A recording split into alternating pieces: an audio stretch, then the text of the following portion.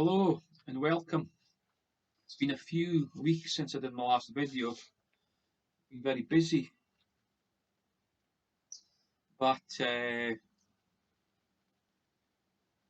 been some big developments in the world.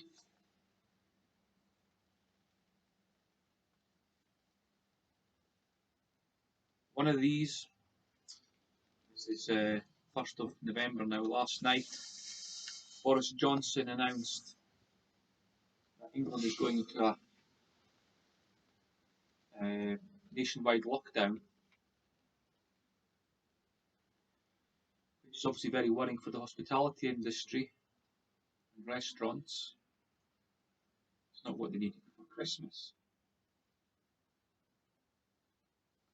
And what's worrying about it is that, like the first lockdown in March, it was based on Neil Ferguson's model of 500,000 approximately people dying from COVID-19, based on his computer model. So we went into lockdown to save the NHS, to flatten the curve. The curve was flattened, the NHS was never overwhelmed, of course. And now, in the preceding time, we've done a lot of testing for COVID-19 with the PCR test. And on the back of that, on the case-demic, so to speak, they have fed their computer models with more hypothetical scenarios of what will happen. And based on the data from the case-demic and the computer models, they see no way other than locking us down again.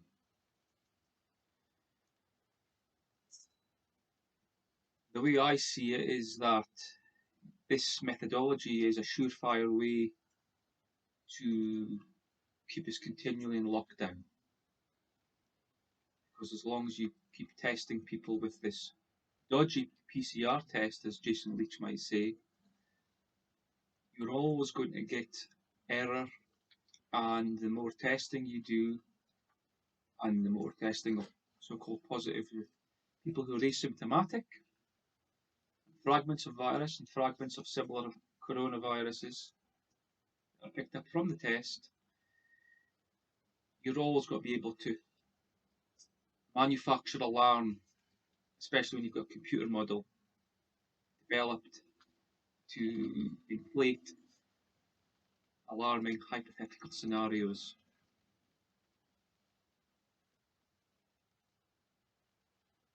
So that's where we are.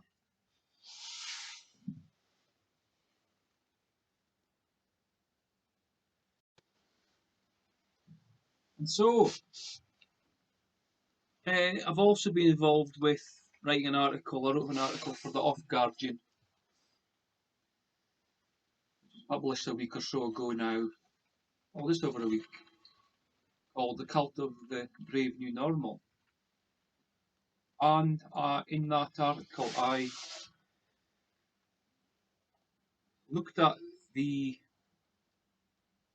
structure of cult behaviour or cult leaders in terms of COVID-19 restrictions or measures or guidelines. What's very, very striking about the way that the restrictions are delivered from the leaders like Nicola Sturgeon or Boris Johnson, especially Nicola Sturgeon actually. You hardly see Boris Johnson in the television or in the media. It's almost like an absent Prime Minister. Of course, Nicola Sturgeon is the very opposite. She's on the television every single day, giving the people her specific brand of pseudoscience and non-hope. Now, of course, in cults, cult-like behaviour, from leaders, what they give to their disciples is essentially one piece of information, and that may change very quickly, and then another piece of information will arrive that the disciples, followers have to follow. And often, most of the time, it makes no logical sense. One piece of information that she put out struck me. She recently announced that married couples,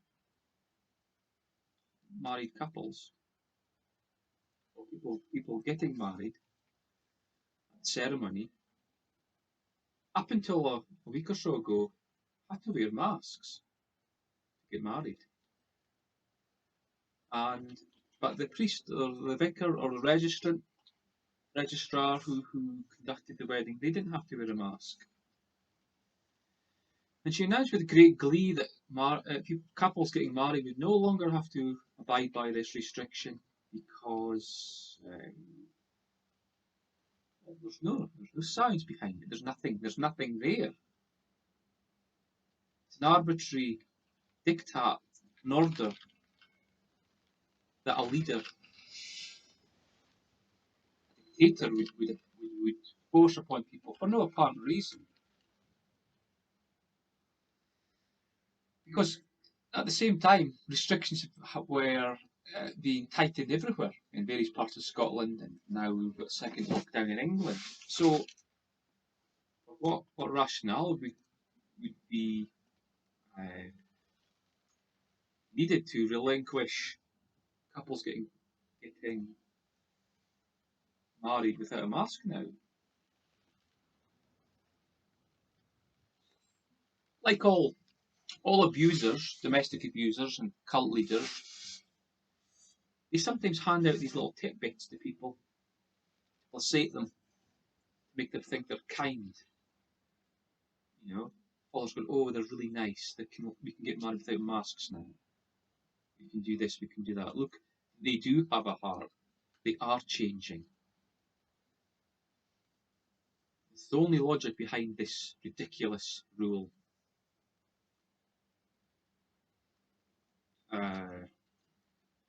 There's so many illogical diktats that come out from the governments at the moment. There's the rule of 6. You can't gather in someone else's household. I don't even know what the rules are, but there's ridiculous kind of rules of 6 or whatever it is. But of course, what is obvious is supermarkets are open. How many people go to a supermarket? Lots. All day long. Touching tins of beans, putting them back. And you can also go to work and school, all mixing with different people. Transmission. One being to another being. There's no logic to this. There's no logic. They say there's a logic, but where is the logic? Where is the science? And of course, some gatherings are completely sanctioned. The Scottish Parliament meet. The rule of 129. And there's been pictures of people in the building of the Scottish Parliament, not social distancing, no masks. It's almost like they have superhuman immune systems. I point this out to people. I say, well, they meet. They say, but they're social distancing. They don't need to wear masks. So I say, okay. Why can't people meet in their own house and social distance? The bottom line reason is they don't trust people. They don't trust ordinary people. They think they are more trustworthy than us. That's the bottom line. So they are treating us like second-class citizens, which is highly unfair. They think they're above this law. And last night, when Boris Johnson was, along with Chris Whitty and Sir Patrick Vallance with his £600,000 shares in GlaxoSmithKline, the drug company who's developing a vaccine for COVID-19, on the other channel, I think, I'm a great watcher of this show, but Strictly Come Dancing, I think it's called, the dance show. Heaving, sweating bodies dancing together, breathing hard, everyone clapping, getting judged, live TV. And so I take it these dancers must have super immune systems as well, you know. And the BBC programme that was presenting the, the the hors d'oeuvre, so to speak, of the Boris Johnson's announcement, they were sitting in a studio, and there was guests. Laura Kuenssberg came in, being talked to with another presenter, and not 2 meters apart, sitting at a table. I noticed, barely 2 meters, and no masks. So obviously the BBC presenters have a cast iron immune system that, but you can't go and visit your dying relative, of course. Only one child out of the family can go and say goodbye to their dying father or mother.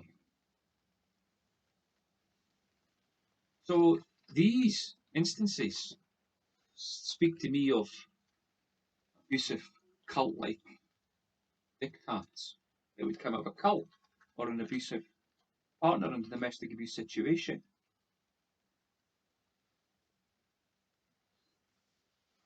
And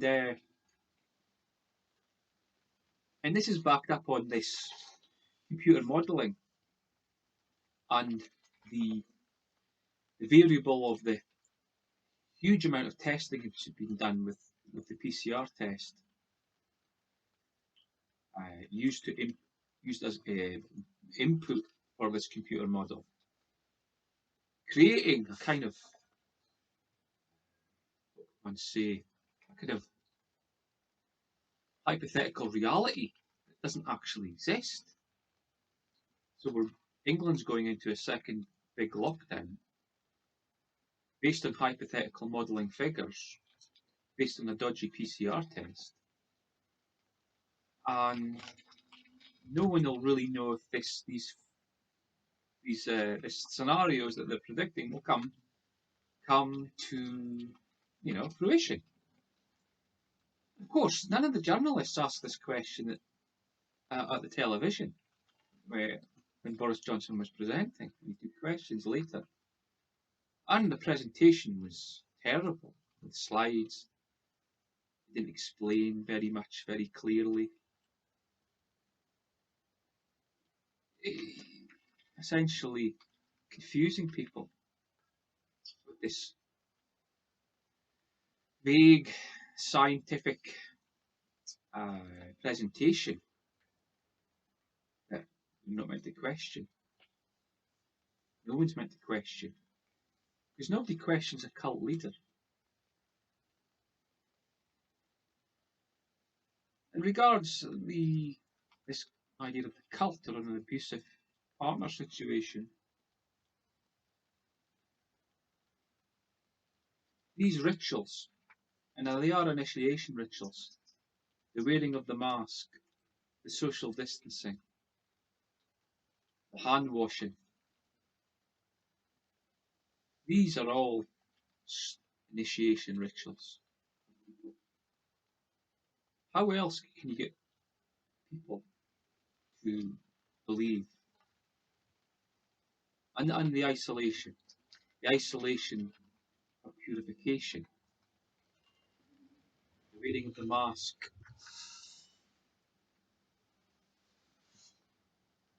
the distancing. There are been articles written about this and videos being done, how it's very occultist in its nature.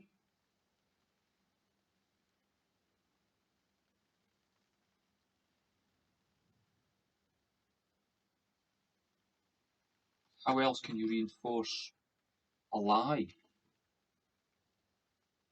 Or at least some fabrication of a hypothetical reality through the kind of black magic of computer modelling and a very questionable PCR test mixed together to come up with some future fortune teller and then get everyone to believe and obey unquestionably. And so that brings us to the lie.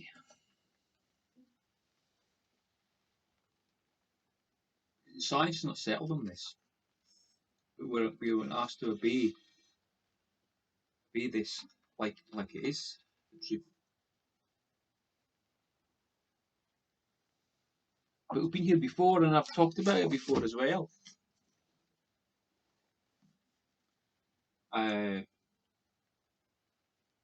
Alexander Solzhenitsyn, in his very influential book, The Gulag Archipelago, he was the author who suffered the terrible fate of being in the Gulag and suffering under this totalitarian communism. And in this book, he discusses facets of that regime. And this is an excerpt from the book, from the chapter called Our Muzzled Freedom.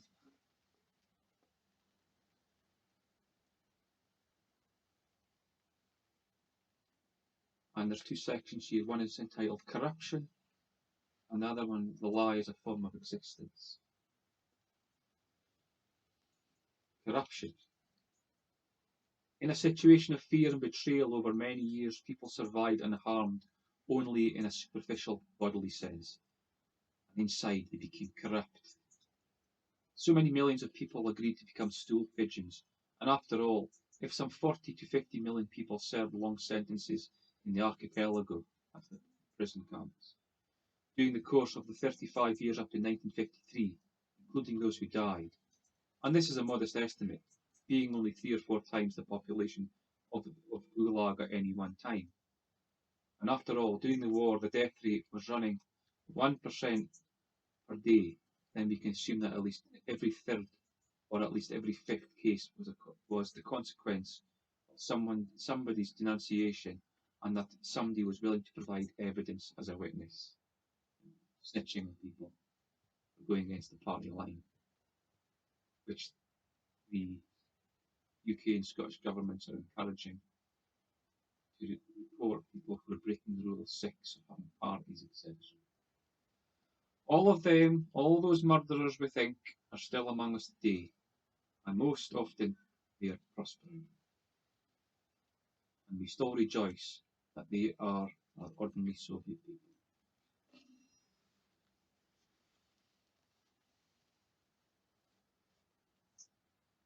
The lie as a form of existence.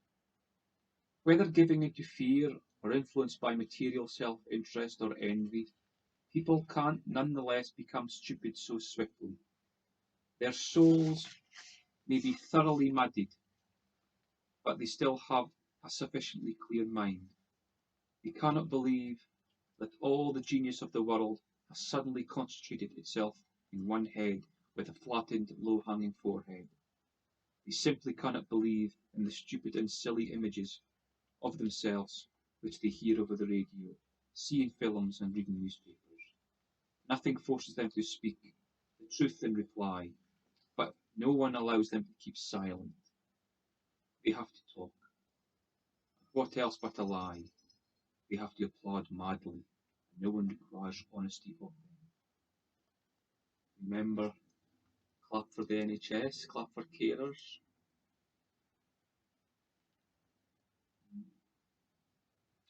The permanent lie becomes the only safe form of existence, in the same way as betrayal. Every wag of the tongue can be overheard by someone, every facial expression observed by someone. Therefore, every word it does not have to be a direct lie, is nonetheless obliged not to contradict the general common line. There exists a collection of ready-made phrases, of labels, a selection of ready-made lies, and not one single speech, nor one single essay or article, nor one single book, be it scientific, journalistic, critical, or literally so called, can exist without the use of these primary cliches. In the most scientific of text, it is required that someone's false authority or false priority be upheld somewhere, and that someone be cursed for telling the truth. Without this lie, even an academic work cannot see the light of day. What can be said about all those shrill meetings and trashy lunch break gatherings where you are compelled to vote against your own opinion, to pretend to be glad over what distresses you?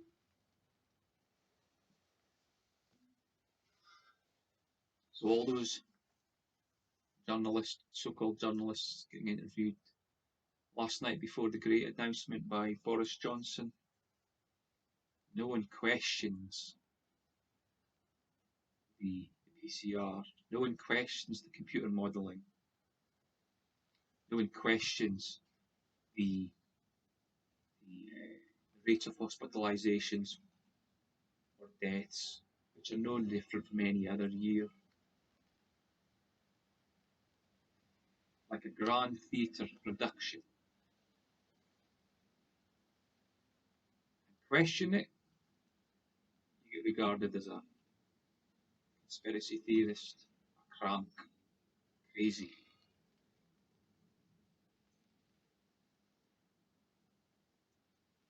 Anyways, that's enough for now.